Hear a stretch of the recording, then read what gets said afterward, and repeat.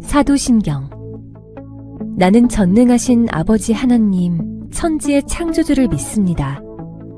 나는 그의 유일하신 아들, 우리 주 예수 그리스도를 믿습니다.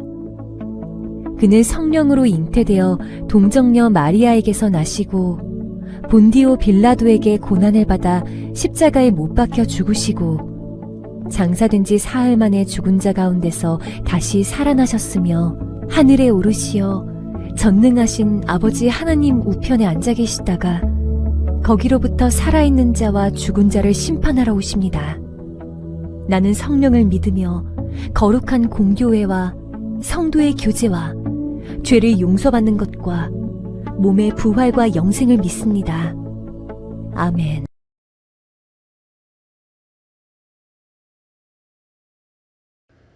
기도하겠습니다. 하나님, 오늘도 이렇게 나와 예배드릴 수 있게 하심을 감사드립니다. 지난 한 주간 저희가 사순절 기간으로 각자의 자리에서 일일 묵상을 하고 있습니다. 묵상을 통하여 각자의 자리에서 주님을 더 가까이 하며 회개하고 기도하는 청년들이 될 수 있도록 하여 주세요. 또한 이 시간 말씀을 전하시는 목사님과 함께 하시어 은혜를 더하여 주시고 시작하는 한 주도 말씀에 따라 살아갈 수 있도록 인도하여 주세요. 예수님의 이름으로 기도드렸습니다. 아멘.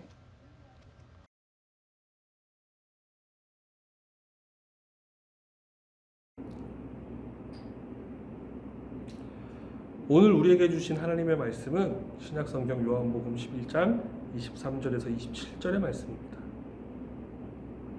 예수께서 이르시되 내 오라비가 다시 살아나리라. 마르다가 이르되 마지막 날 부활 때에는 다시 살아날 줄을 내가 아나이다. 예수께서 이르시되 나는 부활이요 생명이니 나를 믿는 자는 죽어도 살겠고 무릇 살아서 나를 믿는 자는 영원히 죽지 아니하리니 이것을 내가 믿느냐. 이르되 주여 그러하오이다. 주는 그리스도시요 세상에 오시는 하나님의 아들이신 줄 내가 믿나이다. 아멘.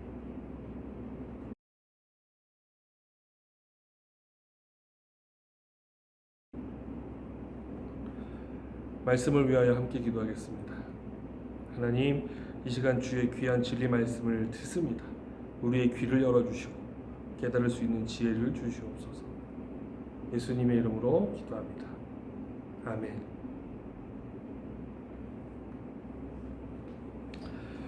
우리 청년부 여러분 반갑습니다. 네, 한 주간 잘 지내셨습니까?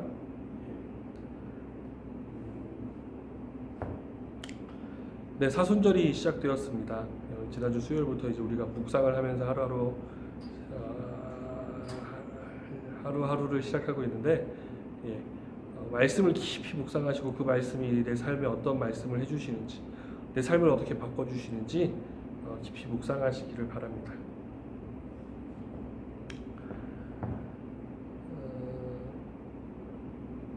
오늘은 한 가지 질문을 여러분들에게 드리고 싶습니다. 이 자리에 모이신 우리 청년들에게, 특히 청년의 때에 묻게 되는 질문입니다. 그것은 무엇이냐? 여러분 인생에 가장 중요한 것은 무엇입니까? 지금 현재 여러분들 인생에 가장 중요한 것이 무엇입니까? 그래서 지금 현재 여러분이 집중하고 노력하고 애쓰고 가장 많은 시간을 보내는 것이 무엇입니까? 이제 고등학교를 막 졸업하고 대학에 입학하고 또 여기 막 대학생이신 분도 계시고 대학을 졸업하고 직업을 선택 중이신 분도 있고 직업이 있으신 분도 있을 겁니다. 네. 뭐 각자 상황은 조금씩 다르지만 그럼에도 불구하고 지금 여러분들의 삶을 한번 돌이켜봅시다. 나는 지금 무엇을 위하여 한 주간에 제일 많은 노력을 기울이고 많은 시간을 쓰고 가장 많이 생각하는지를 여러분 머릿속에 다 있을 겁니다. 다 각자마다 다를 겁니다. 누구는 직장 생활일 거고요, 누구는 어떤 공부일 거고요, 누구는 어떤 무언가가 있을 겁니다. 그런데 여러분 나이대쯤 되면 그것들은 굉장히 소중한 거예요. 말 그대로 이거면 내 인생 던져봐도 되겠다, 이거면 내 인생 걸어봐도 되겠다 싶은 것들에 지금 가장 많은 시간을 쓰고 가장 많은 노력을 기울이고 계신 거 아닌가요? 그게 청년의 때잖아요. 그런데 이 사순절 첫 주에 이걸 한번 떠올렸으면 합니다. 여러분들이 무엇을 위하여 얼만큼의 노력을 하든지 간에 여러분들이 그 무엇을 얼마나 사랑하고 얼마나 집착하고 얼마나 많은 노력을 기울이고 앞으로 더 얼마나 많은 노력을 기울이고 뭐 이런 것과 전혀 상관없이 여러분들이 생각하는 그 중요한 것이 한순간에 사라질 수 있는 그런 것이 하나 있습니다. 여러분들이 그것을 얼마나 깊이 생각하는지와는 상관없이 여러분들의 그 노력과 고생이 한 번에 무효로 돌아가는 것이 있습니다. 그것은 바로 죽음입니다. 그래서 오늘 설교 제목이 죽음에 관하여입니다. 미국의 정치가이자 작가인 벤자민 프랭클린이 이런 얘기를 했습니다. 인생에 있어서 확실한 것은 세금과 죽음뿐이다. 우리 청년들과 저는 뭐 불확실성이 가득한 세상 속에서 살고 있어요. 뭐 코로나도 그렇고 우리 뭐 직장 생활도 그렇고 뭐 우리 하늘도 그렇고 다 한치 앞날을 모르잖아요. 정말 불확실성이 가득 찬 생각인 것 같아요. 뭐 사실 뭐 연인 관계도 그렇고 뭐 요즘 뉴스 보면 뭐 가족 관계도 확실한 건 없는 것 같아요. 그런데 그렇기 때문에 이 불확실성이 가득한 세상이기 때문에 이 벤자민 프랭클린의 이 200년 전 말이 더 와닿는 것 같아요. 인생에 있어서 확실한 것은 세금과 죽음뿐이다. 이런 지금 이 자리에 모인 우리 청년들과 저는 아직은 젊기 때문에 뭐 어쩌면 어리다고도 볼 수 있기 때문에 죽는다는 생각은 조금도 안 하고 있습니다. 그렇잖아요. 뭐 지금부터 벌써 죽을 생각하면은 크게 잘못된 거지, 이상한 거지. 우리 뇌에는 여러 가지 보호 장치가 있습니다. 예를 들면 이 두개골, 뚝배기라 그러죠. 뚜껑. 이런 것 같은 하드웨어적인 물리적인 보호 장치가 있고 뇌 안에 이게 뭐라고 표현하는 게 좋을까요? 프로그래밍된 어떤 소프트웨어적인 보호 장치가 있습니다. 그게 뭐냐? 죽음에 대한 회피, 죽음에 대한 망각입니다. 죽음을 반강제적으로 잊는 거죠. 우리 인생에 확실한 건 우리가 죽는다라는 것밖에 없어요. 그런데 우리가 인생을 시시때때로 계속 죽음만 떠올리면서 한다면 사람은 사는 거겠어요? 생활이 되겠어요? 그렇기 때문에 우리의 뇌는 우리가 정말 뇌가 인지했을 때 죽음에 임박했을 때 너 이러다 죽어 라는 신호, 뭐 절벽에서 발이 벌벌벌 손이 덜덜덜 떨리든지 이런 거 말고는 대부분의 시간을 우리의 뇌는 죽음을 일부러 반강제적으로 지워버립니다. 죽음을 염두에 두지 않아요. 이 표현이 딱 맞게 돼요. 죽음을 염두에 두지 않고 산다고요, 우리는. 이걸 전문용어로 죽음의 배제라고 합니다. 배제. 근데 이 죽음의 배제가 긍정적일 때도 있고 부정적일 때도 있는데 이 부분에 있어서는 굉장히 부정적입니다. 우리가 죽음을 때때로 잊고 산다는 건 우리의 선택에 있어서 굉장히 많은 영향을 준다는 겁니다.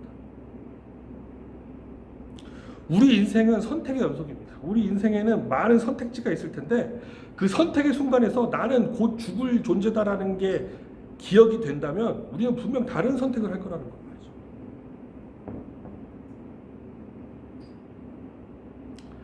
그런데 우리는 참 죽지 않을 사람인 것처럼 선택을 하고 살아요. 죽음이 있다라는 건 우리의 삶이 한정적이고 우리의 삶이 한정적이기 때문에 굉장히 소중하고 가치 있다라는 건데 우리는 죽음을 잊고 살기 때문에 우리 삶의 가치를 너무나 낮게 봐요. 그래서 때때로 우리 삶보다 더 중요하지 않은 걸 더 중요하다고 생각하고 선택할 때가 너무도 많다라는 거죠. 여러분들도 지금 한번 곰곰이 생각해 봅시다. 내가 여태까지 지금 목숨 걸고 막 뭔가 막 했던 것들 이게 진짜 내 죽음 앞에서 가치가 있는 건가? 내가 이걸 하다 죽어도 괜찮은 건가? 여러분들의 선택에 있어서는 죽음을 한번 기준으로 잡아봅시다. 오늘 우리가 읽었던 요한복음 11장 본문에는 우리가 피하고 싶은 죽음이 등장합니다. 마리다와 마리아 자매에게는 나사로라는 오빠가 있었습니다. 그런데 그 오빠가 죽었습니다.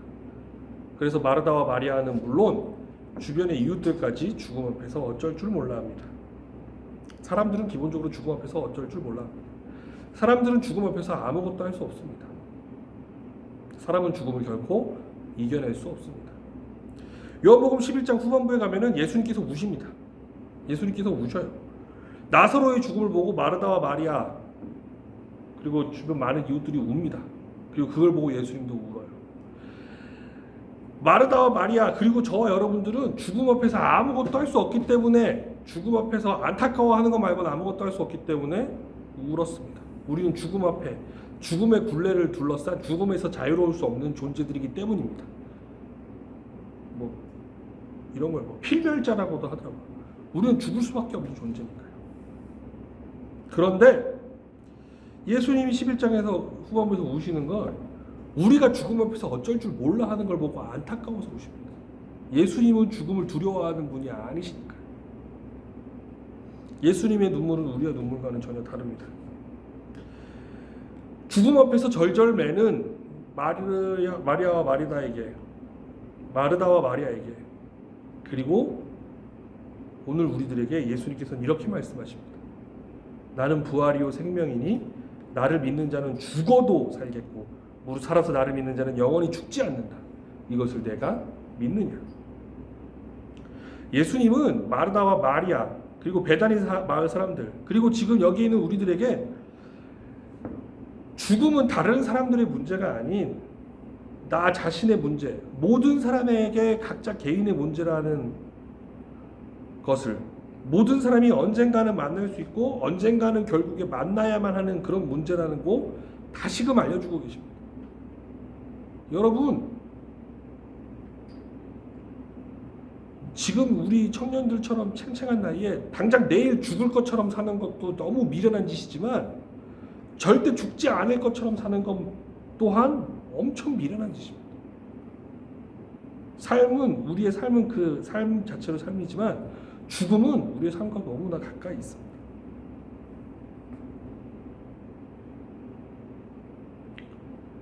저는 어린 시절 성경을 읽을 때마다 굉장히 답답하고 억울했어요.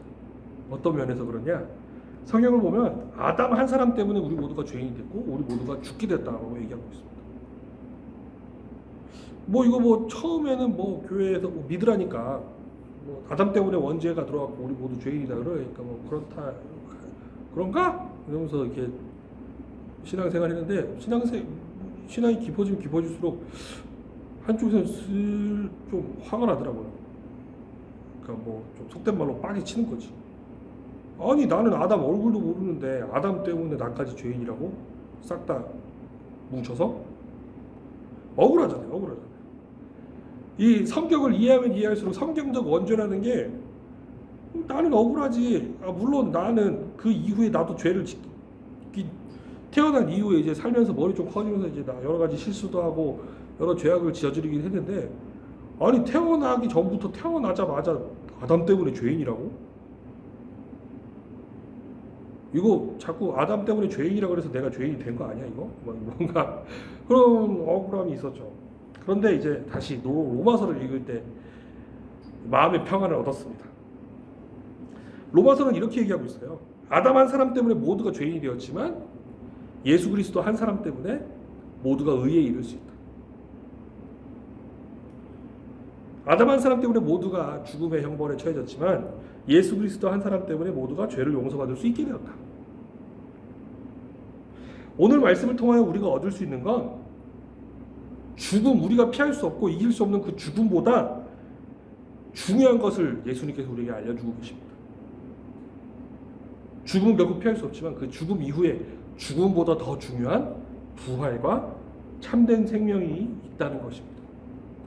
본디 죽음과 생명은 결코 연결될 수도 없고 이어질 수도 없는 것이지만 죽음과 생명을 이어주는 단 하나의 다리가 있습니다. 그것이 바로 오늘 말씀 이야기하고 있는 부활입니다. 그리고 그 부활은 예수님을 믿는 믿음을 통하여서만 가능합니다.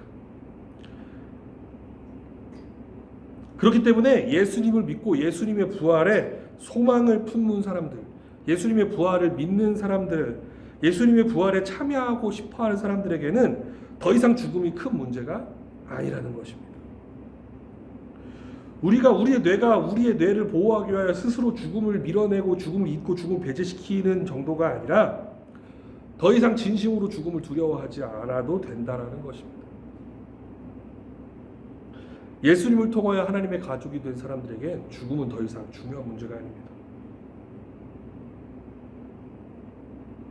오늘 말씀에 예수님은 우리에게 이렇게 말씀하고 계십니다. 죽음에 대한 너희의 두려움 그 자체를 깨버려라. 나를 통하여 부활과 생명을 받을 수 있다. 이 사실을 너희가 믿느냐?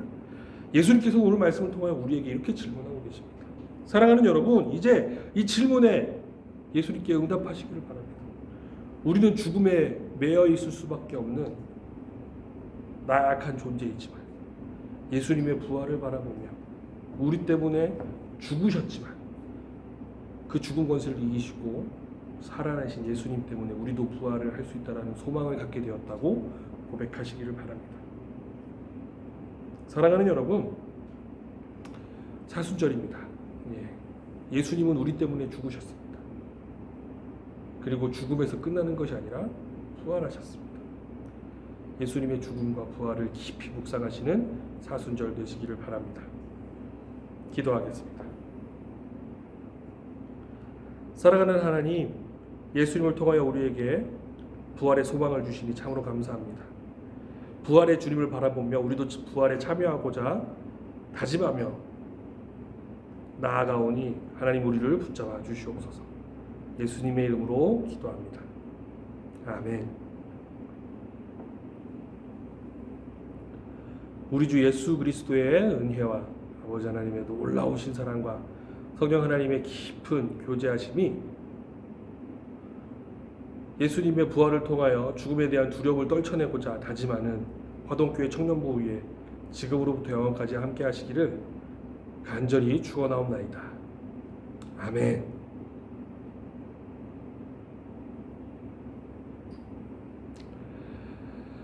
사순절 기간입니다. 매일매일 묵상으로 하루를 채워나가시는 저와 여러분들이 되시기를 바랍니다. 우리 단톡방에서 계속되는 묵상에 많은 참여 부탁드립니다. 이상입니다.